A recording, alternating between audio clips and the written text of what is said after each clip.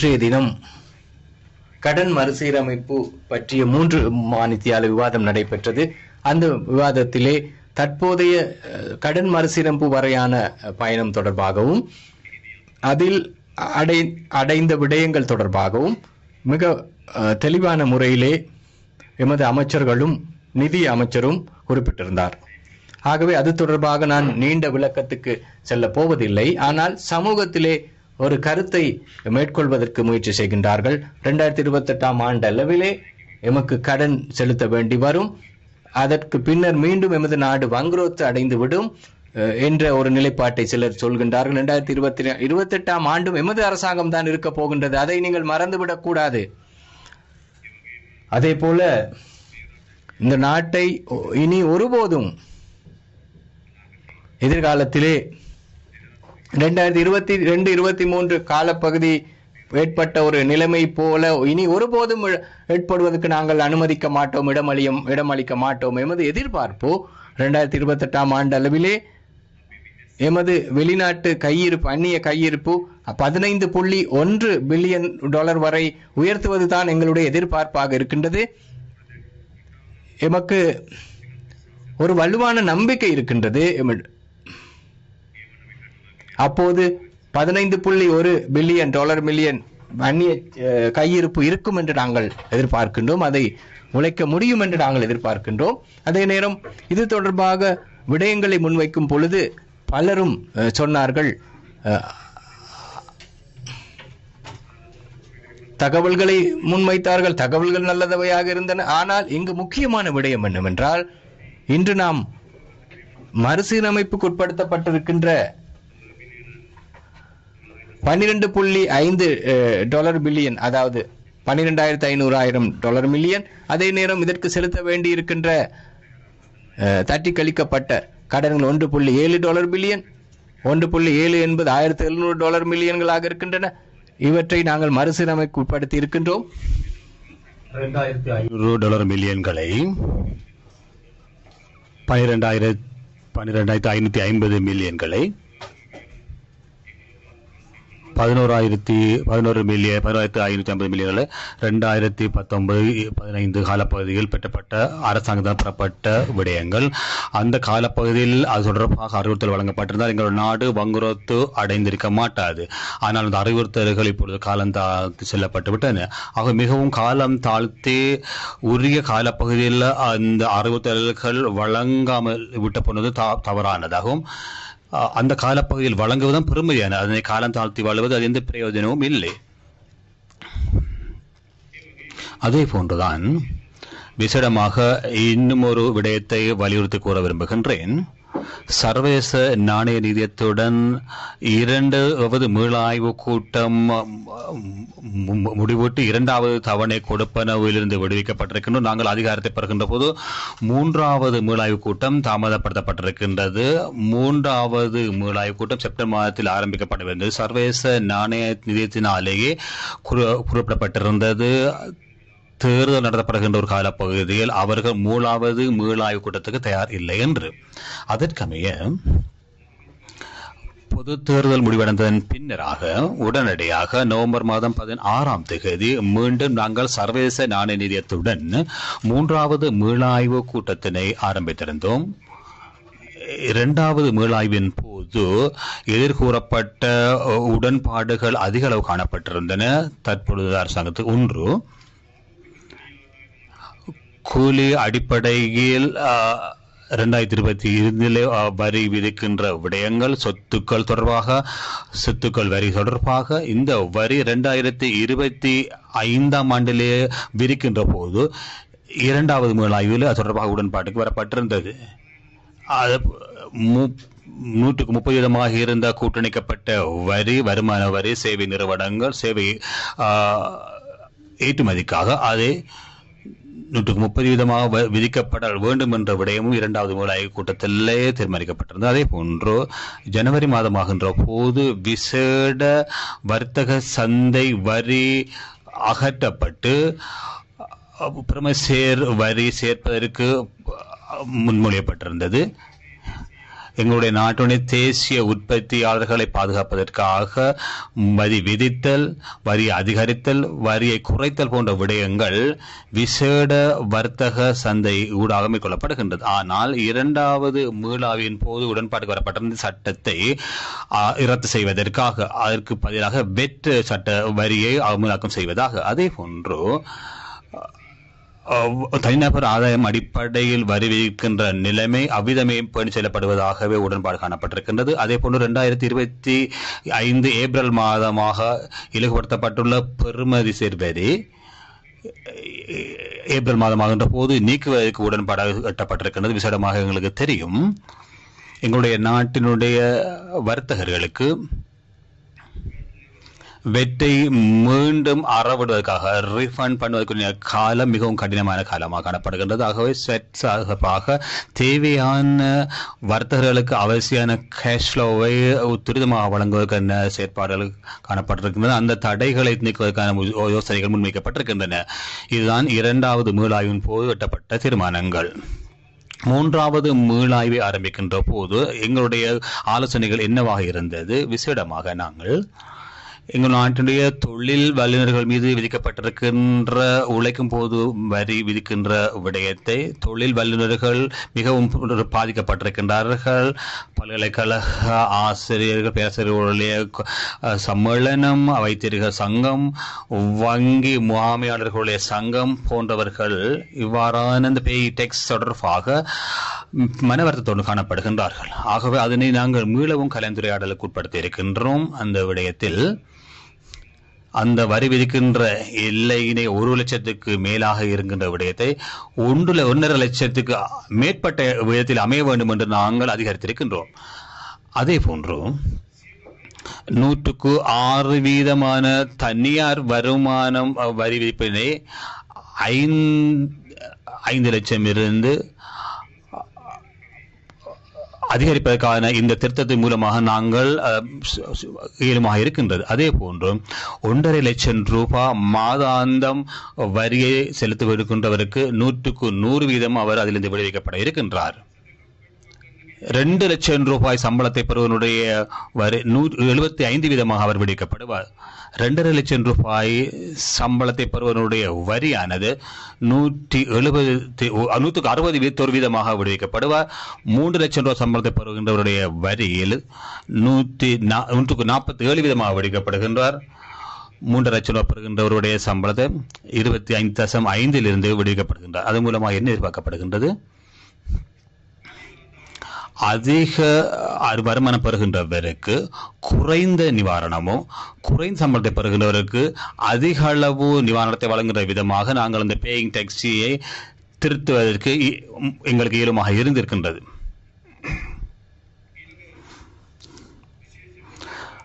விசேடமாக நாங்கள் கவனத்தை செலுத்தியிருந்த மற்றும் ஒரு விடயம், எங்களுடைய பிள்ளைகளுடைய போஷாக்கு தேவைப்பாடுகள் தொடர்பான பிரச்சினை. உங்களுக்கு ஞாபகம் இருக்கும், கடந்த அரசாங்கத்தினால் பால்மா, யோகட் போன்ற பால் உற்பத்தி பொருட்களுக்கு வெட் வரி விதிக்கப்பட்டிருந்தது.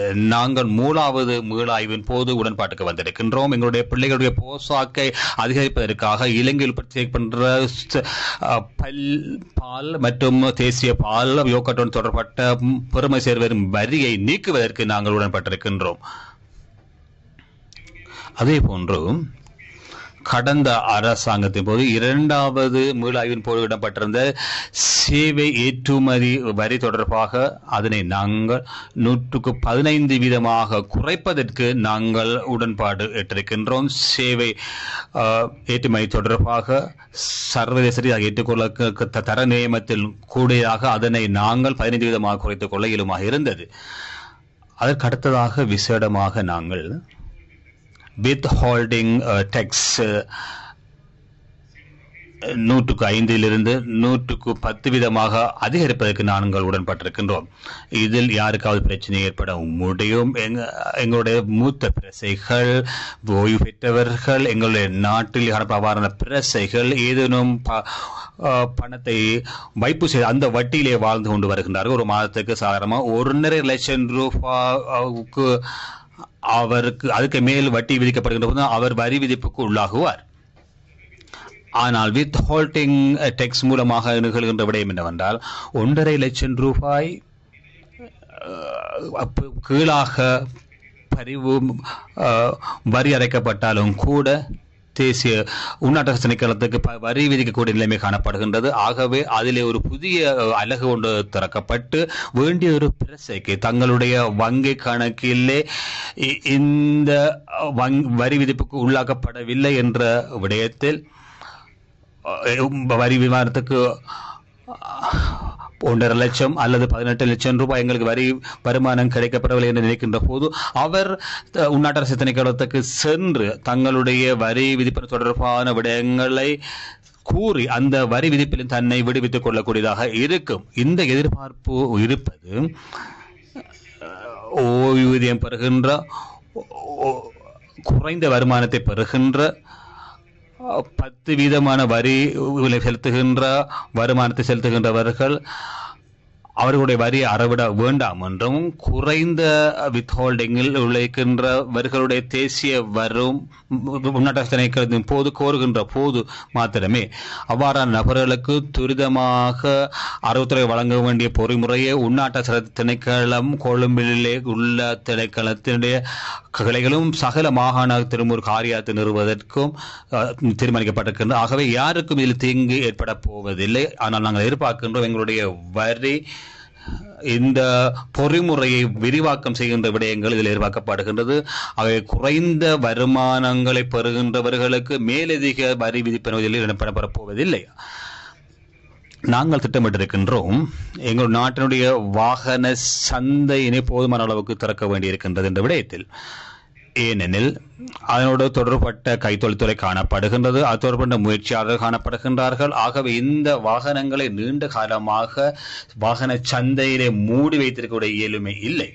ஆகையினால் விசேடமாக திட்டமிட்டிருக்கின்றோம் 3 வகுதிகளாக இந்த வாகன சந்தையை மீண்டும் திறப்பதற்கு போக்குவரத்து பிரயாணிகள் போக்குவரத்து பஸ் விசேட செயற்பாடுகளுக்கு பயன்படுத்துகின்ற கார் வண்டிகள் 2024 12ஆம் மாதம் 17ஆம் தேதியிலிருந்து நாங்கள் திறந்திருக்கின்றோம். இலங்கையில் இறக்குமதி செய்யக்கூடிய இயலுமை காணப்படுகின்றது. அதே போன்று பொருட்களை செல்கின்ற மோட்டார் வண்டிகள், தனிப்பட்ட பிரயோஜனங்களை பயன்படுத்துகின்ற மோட்டார் வண்டிகள் திறப்பதற்கு நாங்கள் திட்டமிட்டிருக்கின்றோம். தனியார் துறை தொடர்பாக 2020 பிப்ரவரி மாதம் 1ஆம் தேதியிலிருந்து அதற்கு நாங்கள் அமலாக்கம் செய்வதற்கு உடன்பாடு எட்டிருக்கின்றோம். ஆனால் யாரும் சந்தேகப்பட வேண்டாம், நாங்கள் மீண்டும் டாலர் நெருக்கடிக்கு உள்ளாகுவோம் என்று எதிர்பார்க்க வேண்டாம். மத்திய வங்கியோடு நாங்கள் ஆழமான கலந்துரையாடல்களை மேற்கொண்டு வாகனங்கள் கொண்டு வரப்படுகின்ற எவ்வளவு வாகனங்கள் கொண்டு வர வேண்டும் என்ற மதிப்பீடுகளை மேற்கொண்டிருக்கின்றோம். எவ்வளவு அளவு இந்த பொருளாதாரத்துக்கு தாக்கம் செலுத்தக்கூடிய விதமாக இருக்கும் என்ற விடயங்கள் நாங்கள் மதிப்பீடு செய்கின்றோம். ஆனால் எங்களுடைய நாட்டுடைய பொருளாதாரத்தை மீண்டும் மீள சுழற்சிக்கு உட்படுவதாக இருந்தால், இதனை புது எழுச்சி கொண்டு வருவதாக இருந்தால் இந்த வாகன சந்தை திறக்கப்பட வேண்டும். அது தொடர்பாக நாங்கள் உறுதியான நிலைவரத்துடன் இந்த வாகன சந்தை திறக்க வேண்டிய நாங்கள் நிலைவரத்தில் இருக்கின்றோம். அதே போன்று விசேடமாக இந்த 3வது மீளாய்வுடன் தொடர்பட்டாவிட்டாலும் கூட நாங்கள் எல்லோரும் அறிந்த ஒரு விட இந்த பராட்டே சட்டம் 24 பிப்ரவரி மாதம் டிசம்பர் மாதம் 15ஆம் தேதி அந்த நிறுத்திக்கப்பட்டிருந்த சட்டம் ரத்தாக போகின்றது. இருந்தாலும் நாங்கள் தேடி பார்க்கின்ற போது சிறிய மற்றும் நடுத்தர தொழிற்முயற்சியாளர்கள் மீண்டும் அவர்கள் மறுமலர்ச்சி கொண்டு வந்திருக்கவில்லை, அவர்கள் எழுச்சி பெற்றிருக்கவில்லை. ஆகவே அவர்கள் சில காலம் வழங்கப்பட வேண்டியிருக்கின்றது. எங்கள் ஆய்வின் போது தெரிய வந்திருக்கின்றது 2024 9/30ஆம் தேதியில் முழு கடன் 183 நிலுவையுள்ள கடன்கள் 1803 பில்லியன்கள் காணப்படுகின்றது. ஆனால் இந்த கடன் பெறுவர்களுடைய 99% 25 மில்லியன்கள் குறைவானதாக காணப்படுகின்றது. இதுதான் நிலைமையாக காணப்படுகின்றது. அப்படியானால் இந்த கடன் பெறுநர்கள் 7 லட்சத்துக்கு அதிகமானவர்கள் இருந்தாலும் கூட அவர்களுக்கு மத்திய 199 வீதமானவர்கள் 25 மில்லியனுக்கு குறைவாகத்தான் கடனை விடை தொடர்பாக கொண்டிருக்கின்றார்கள். ஆகவே இந்த பராட்டே சட்டத்தை முழுமையாக இடைநிறுத்துவது தொடர்பாக வங்கி கட்டமைப்பிலே ஒரு நிதி நெருக்கடி ஏற்படுவது காரணமாக இருக்கும். அவர்களுக்கும் இருப்பதும் மக்களுடைய வைப்பு பணமாக காணப்படுகின்றது. அது அல்லாமல் வேறு விடயங்களில் வேறு விதமாக வங்கி கட்டமைப்பு நிதியை பெற்றிருக்கவில்லை. ஆக மக்களுடைய அந்த வங்கி கட்டமைப்பு வைப்பு பணம் தொடர்பாக பாதுகாப்பு நடவடிக்கை வேண்டும். கடந்த காலங்களிலே பல நிதி நிறுவனங்கள் வீழ்ச்சி அடைந்ததன் விளைவாக அதனுடைய அந்த வங்கியாளர்களுக்கு அல்லது கட்டமைப்பில் இருக்கின்றவர்களுக்கு அல்ல அந்த தாக்கம், அதிலே வைப்பு செய்தவர்களுக்கு தான் அந்த தாக்கம் ஏற்படுத்தப்பட்டிருந்தது. அந்த வைப்பாளர்கள் பாரிய சிரமங்களை கொண்டார்கள். சிலர் தற்கொலைக்கு கூட சென்றிருந்தார்கள். இப்பொழுதும் கூட ETA போன்ற நிறுவனங்களில் வைப்பு செய்தவர்கள் மிகவும் கவலைக்குள்ளாகி இருக்கின்றார்கள். இவ்வாறான நிதி நிறுவனங்கள் வீழ்ச்சி ஊட்டப்பட்டிருந்தால் அதனுடைய விளைவுக்காக மக்களும் அந்த வைப்பாளர்கள் அந்த பிரச்சனைகளுக்கு முகம் கொடுத்திருந்தார்கள். ஆகவே அந்த தீர்மானங்கள் எடுக்கின்ற போது வங்கி கட்டமைப்பினை அதனை பாதுகாப்பதும் அதே போல் சிறிய மற்றும் நடுத்தர தொழில் முயற்சியாளர்களை பாதுகாக்கின்ற இரு விடயங்களையும் நாங்கள் சமபலமாக கொண்டு செல்ல வேண்டியிருக்கின்றது. அதற்கமே நாங்கள் தீர்மானம் எடுத்திருக்கின்றோம். இந்த டிசம்பர் மாதம் 15ஆம் தேதி நிறைவேற இருக்கின்ற உள்ள சட்டத்தை மார்ச் மாதம் 31ஆம் தேதி 2025ஆம் ஆண்டில் 3.5 மாதங்களுக்கு மேலாக அதனை நீடிப்பதற்கு நாங்கள் தீர்மானித்திருக்கின்றோம். ஆனால் அங்கு சில திட்டங்களை நாங்கள் வகுத்திருக்கின்றோம். நிலுவை வட்டிகள் தவிர்ந்த 25 மில்லியன் கடன் தொகை குறைவாகின்ற கடன்களுக்கு மறுசீரமைப்பில் 2025ஆம் ஆண்டிலே 12ஆம் மாதம் 15ஆம் தேதி வரையாக காலம் வழங்கப்படுகின்றது.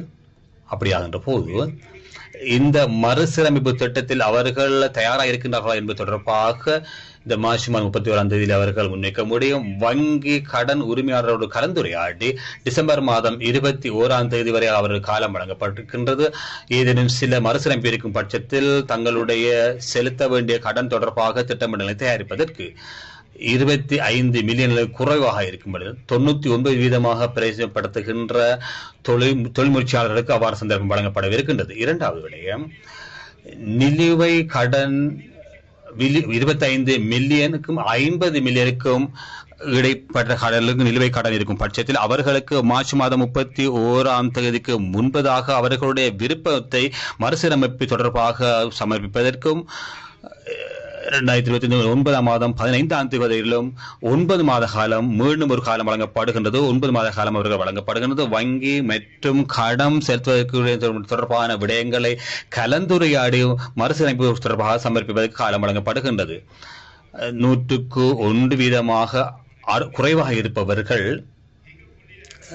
நிலுவை கடன் தவிர்ந்த 50 மில்லியனுக்கு அதிகமான கடன் மறுசீரமைப்பு செய்வதற்கு 2025 6ஆம் மாதம் 15ஆம் தேதி வரையும் 6 மாத காலம் அவர்களுக்கு வழங்கப்பட்டிருக்கின்றது. அவர்களும் மார்ச் மாதம் 31ஆம் தேதிக்கு முன்பதாக வங்கிக்கு சென்று மறுசீரமைப்பு திட்டத்தை தங்களுடைய விருப்பத்தை பிரகடனப்படுத்த முடியும், கூற முடியும். வங்கியும் அவர்களுக்கும் இடையில் ஜூன் மாதம் 15ஆம் தேதி என்ற போன்று மறுசீரமைப்பு திட்டத்தும் ஒன்றுக்கு அவர்கள் வர வேண்டும்.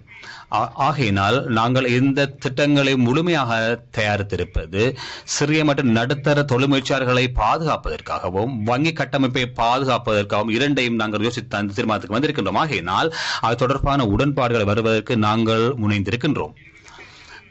அடுத்தது விசேடமாக நாங்கள் எல்லோரும் அறிந்த இந்த பொருளாதார நெருக்கடிக்கு மத்தியில் எங்களுடைய பொருளாதார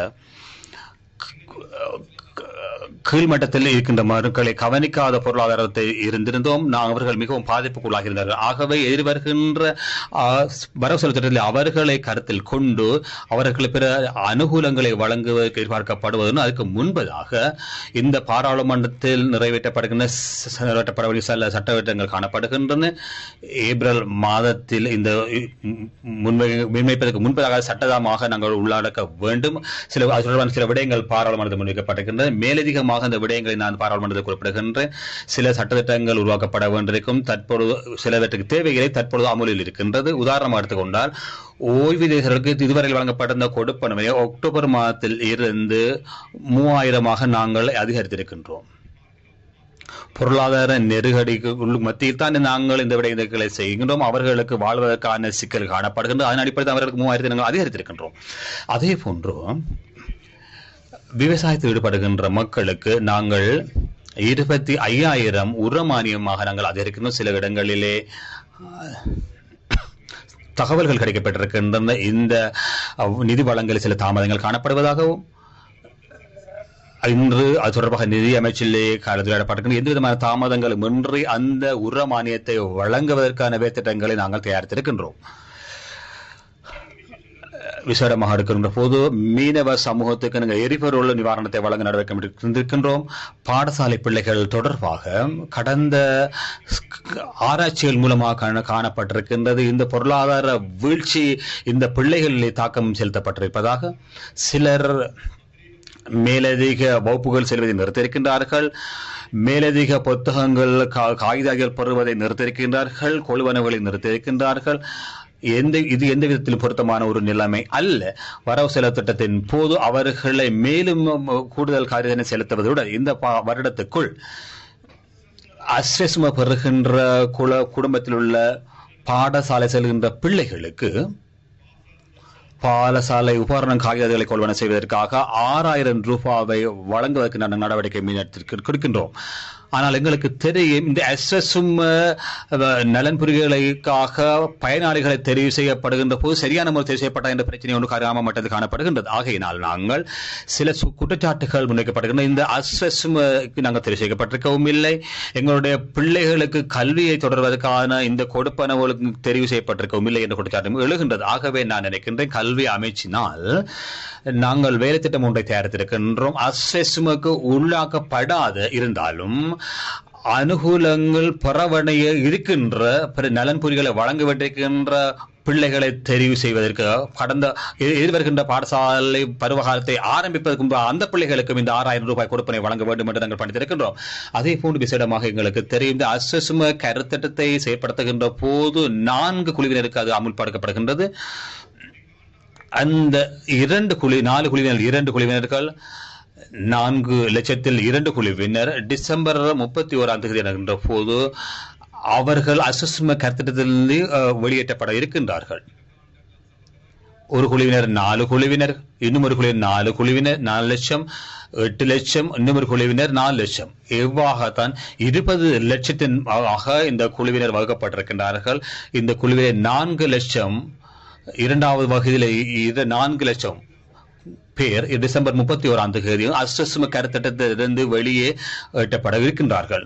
ஆகவே இந்த 2 குழுவினருக்கும் குறைவாக இருக்கின்றவர்களுக்கு மார்ச் மாதம் 31ஆம் தேதிக்கும் அவர்களுக்கு இன்னும் ஒரு 3 மாதங்களை நீடித்துக் கொடுத்திருக்கின்றோம் நலன்புரிகளை பெறுவதற்காக. 2வது குழுவினருக்கு 2025 டிசம்பர் மாதம் 25 தேதி வரை ஒரு வருடத்துக்காக நாங்கள் அதை நீடித்திருக்கின்றோம். அதே போன்று இன்னும் தற்பொழுது அஸ்வசும பெறுகின்ற நலன்களை பெறுகின்றவர்களுக்கு பெறாதவர்களுக்கு இடையிலே பிரச்சனை காணப்படுகின்றது. ஆகவே மீண்டும் ஒரு மீளாய்வினை மேற்கொண்டு, ஆனால் அந்த மீளாய்வு பழைய கட்டமைப்பூடாகத்தான் அந்த மீளாய்வு செய்யப்பட இருக்கின்றது. அந்த கட்டமைப்பூடாக வெற்றிகரமாக முன்னெடுக்க முடியுமா என்ற ஒரு பிரச்சனை எங்களுக்கு கிராம மூலமாக எங்களுக்கு அந்த அனுபவம் இருக்கின்றது. ஆகவே அந்த கட்டமைப்பூடாக பெறுகின்ற தகவல்களை கிராம சேவர்கள் ஊடாக, சமூர்த்தி அலுவலர்கள் ஊடாக, அபிவிருத்தி அலுவலர்கள் ஊடாக, சமூக சேவை அலுவலர்களின் ஒத்துழைப்புடன் அவர்களை மீண்டும் பரிசோதனைக்கு உட்படுத்தி தற்பொழுது கிடைக்கப்பெறாதிருக்கின்ற அஸ்வசும நலன்களுக்கு கிடைக்கப்பெறாத ஆனால் கிடைக்கப்பெற வேண்டிய குழுவினரை மீண்டும் தெரிவு செய்து நாங்கள் எதிர்வருகின்ற ஏப்ரல் மாதத்தில் இருந்து அவர்களுக்கு அஸ்வசும வழங்குவதற்கு நடவடிக்கைகள் முன்னெடுக்க இருக்கின்றோம். அதே போன்று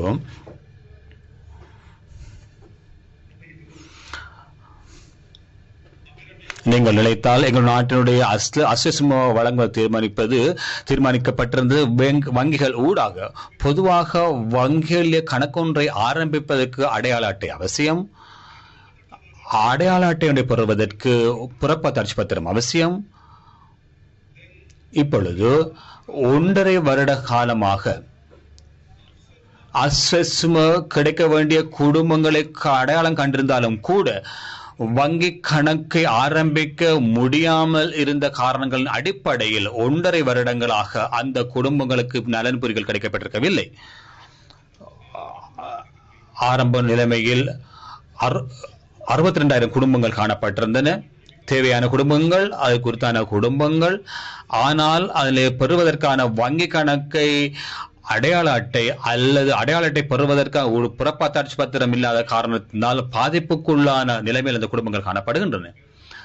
இதனை ஆட்சியாளர்கள் மிகவும் நெருக்கமாக தேடி பார்த்து தீர்க்கப்பட வேண்டிய ஒரு பிரச்சனையாக இருந்தது. ஆனால் 1.5 வருடங்களாக அவர்கள் கவனித்துக் கொள்ளவில்லை. நாங்கள் மத்திய வங்கியுடன் கலந்துரையாடி அவர்கள் அப்படிப்பட்டவர்களுக்கு அடையாள அட்டை இல்லாமலே வங்கி கணக்கை திறப்பதற்கான நடவடிக்கைகளுக்கு காலத்தை வழங்குவதற்கு தீர்மானித்திருக்கின்றோம். ஆகையினால் அவ்வாறான எல்லோருக்குமே நிலுவை பணத்துடன் சேர்த்து அடையாளப்பட்டை வழங்கப்படுவதற்கு ஆரம்பிக்கப்பட்ட திகதியில் அல்ல, அவர்களுக்கு அந்த உரித்து கிடைக்கப்பட வேண்டியதாக அடையாளம் காட்டப்பட்ட திகதியில் இருந்து அந்த நிவாரணத்தை அவர்களுக்கு வழங்குவதற்கு நாங்கள் நடவடிக்கை முன்னெடுத்திருக்கின்றோம். ஆகையினால் இந்த விடயங்களை நான் முன்வைத்தது விசேடமாக இந்த வரவு செலுத்தத்துக்கு முன்பதாக இந்த விடயங்களை பாராளுமன்றத்துக்கு முன்வைக்க வேண்டி இருப்பதனால் ஆகும்.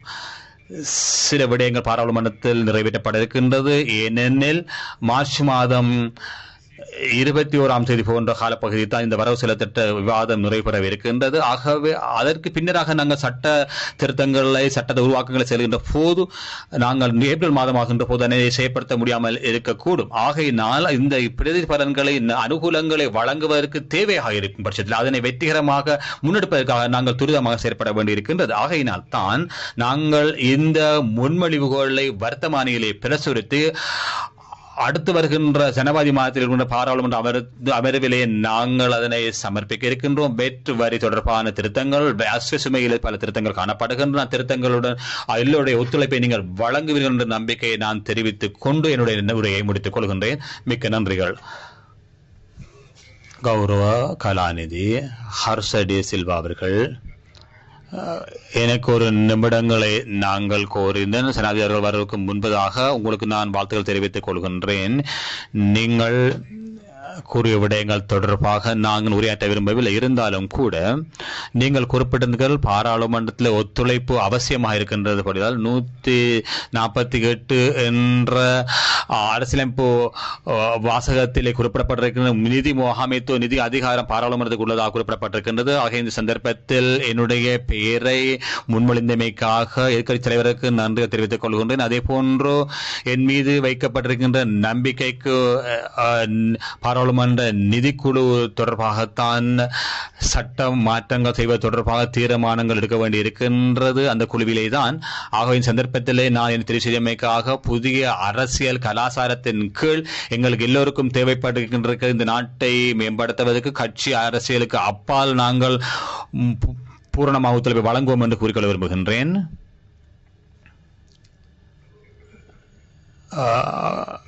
எதிர்கட்சியின் மேற்கோள் ஆசான் அவர்கள் பல முக்கியமான விடயங்கள் பாராளுமன்றம் இடம்பெறுகின்ற நேரம் சென்றபடினால் நாங்கள் சபாநாயகர்களை இந்த காலத்தை நீடித்தருமாறு பேச்சாளர்களுக்கு நியாயத்தை வழங்குவதற்காக காலத்தை நீடித்தருமாறு கேட்டுக்கொள்கின்றோம். பிரதான நடவடிக்கைகளின் ஆரம்பத்தின் போதான சபைக்கு முதல்வர்கள் எதிர்கட்சி முதல் கோலாசன் அவர்களுக்கு எவ்வளவு நேரத்தை வழங்க வேண்டும் நாங்கள் கலந்துரையாடி தீர்மானிப்போம். எதிர்கட்சி தலைவர் அவர்கள் கேள்விகளுக்கும் மற்றவர்களுக்கும் 9:30 19 வரை தான் நேரம் ஒதுக்கப்பட்டிருக்கின்றது. பல கூட்டுக்கள் முன்வைக்கப்பட்டிருந்தபடினால் அவ்வாறு இழக்கப்பட்ட நேரத்தினை எங்களுக்கு வழங்க வேண்டும். அது முக்கியமான ஒரு விடயம். இருபுறமாக உள்ள பேச்சாளர்களுக்கு பாராளுமன்ற உறுப்பினர்களுக்கு அந்த சந்தர்ப்பம் இழக்கப்படுவதனால் அந்த இழக்கப்படுகின்ற நேரத்தை பெற்றுத்தருமாறு கேட்டுக்கொள்கின்றேன். சபை முதல்வர், கௌரவ எதிர்க்கட்சி தலைவர்களே, சபாநாயகர் அவர்களே, 2 மணி நேரங்களுக்கு செலவழிக்கப்பட்டிருக்கின்றன. ஆகையினால் அதனால் தான் நான் உங்களுக்கு குறிப்பிட்டிருந்தேன், எதிர்கட்சி தலைவர் அல்லது சபை முதல்வரோடு நாங்கள் முதற்கோலாசனோடு உரையாடி இந்த தீர்மானத்துக்கு வருவோம். நாங்கள் இந்த தொடர்ச்சியாக கொண்டு செல்கின்ற போது இங்கிற அலுவலர்கள் தொடர்பாகவும் செலவினம் தொடர்பாகவும் நாங்கள் பரிசீலித்து பார்க்க வேண்டியிருக்கின்றது. அதே போன்று பாராளுமன்றத்தினுடைய நடவடிக்கைகள் நடத்தை தொடர்பான பிரச்சனைகள் காணப்படுகின்றன. அது தொடர்பாக எதிர்கட்சி தலைவர்களும் எதிர்கட்சி முதல் கோலாசன் அவர்களும் பகற்போசனத்தின் போது இது தொடர்பாக உரையாடி கட்டாயமாக உங்களுக்கு பாராளுமன்ற நேரத்தை நாங்கள் வழங்குவோம். அது தொடர்பாக நாங்கள் முதலில் கலந்துரையாடுவோம். இன்னும் 5 நிமிடங்கள் காணப்படுகின்றது பகற்போசனத்திற்காக. பிரதான நடவடிக்கைகளின் முன்னதான பிற அனுமதித்தவர்கள் கௌரவ உறுப்பினர் கௌரவ சபாநாயகர் அவர்கள் நிலையில் கட்டளை 14 கீழ் கௌரவ சனாதிபதி அவர்களும் இந்த விடயத்திற்கு ஒரு விடயத்தை சொல்ல விரும்புகின்றேன். நிலையில் கட்டளைகளின் குழுக்கள் பொது அலுவலர்கள் தொடர்பான குழு சனாதிபதி அவர்கள் இருந்திருந்தார். 2015 ஆண்டிலே பொது அலுவலர்கள் தொடர்பான குழுக்களின் போது நல்லதொரு முன்மாதிரியை எதிர்க்கட்சிக்கு வழங்கி காண்பித்திருந்தார். நான் மிகவும் கௌரவமாகவும் சனாதிபதி அவர்களும் பிரதமர் அவர்களும் சபை முதல்வர் முதற்கோள் ஆசன் சபாநாயகருடைய இடங்கத்துடன் நான் கேட்டுக்கொள்ள விரும்புகின்றேன். பொது அலுவலர்கள் தொடர்பான விடயங்கள் தொடர்பாக எதிர்க்கட்சிக்கு வழங்கி இருக்கின்ற இந்த பாரம்பரியத்தை எதிர்காலத்திலும் கொண்டு செல்வதற்கு நடவடிக்கை முன்னெடுக்குமாறு மிகவும் முக்கியமான ஒரு குழுவாக காணப்படுகின்றது. சனாதிபதி அவர்களிடம் விசேடமாக நான் கோருகின்றேன். கோப்பாவும் எங்களுக்கு வழங்கப்படுவதாக குறிப்பிடப்பட்டிருக்கின்றது. விசேடமாக சனாதிபதி அவர்களிடம் கேட்கின்றோம். கோப்புடைய தவிசாளர் பதவியும் கோப்பாவுடைய தவிசாளர் பதவி இரண்டையும் எதிர்க்கட்சிக்கு வழங்குமாறு மிகவும் அன்புடன் கேட்டுக்கொள்கின்றேன். இது தொடர்பாக சபை முதல்வரிடமிருந்து நான் ஒரு வார்த்தையை எதிர்பார்க்கின்றேன். நீங்கள் சனாதிபதி அவர்களிடம் தான் கோரியிருந்தீர்கள். நாங்கள் எங்களுடைய நிறைய பாரத்தை கூறியிருக்கின்றோம். கோப்பா உங்களுக்கு வழங்கப்பட்டிருக்க எதிர்க்கட்சிக்கு வழங்கப்பட்டிருக்கின்றது. நிலைய கட்டளைக்கு அமைவாக உங்களுக்கு இந்த விடயங்கள் வழங்கப்படும். நாங்கள் தெளிவுபடுத்தி இருக்கின்றோம். கோப்பு குழுவினுடைய விசாரணை மேற்கொள்ளப்பட வேண்டியிருக்கின்ற இதற்கு முன்பதாக பல வருடங்களிலே நிறுவனங்களுடைய செயற்பாடுகள் அது தொடர்பாக நிதி ஒழுங்கீனங்கள் ஊழல்கள் தொடர்பாக அதனோட தொடர்பட்ட விடயங்கள் அரசாங்கத்தோடு இருக்க வேண்டியிருக்கின்றது விசாரணைகள் தொடர்பாக. ஆகவே இந்த பல சந்தர்ப்பங்கள் நிறைவேற தொடர்பாக உங்களுக்கு அறிவிக்கப்பட்டிருக்கின்றது. கோப்பா கணக்கு எதிர்கட்சிக்கு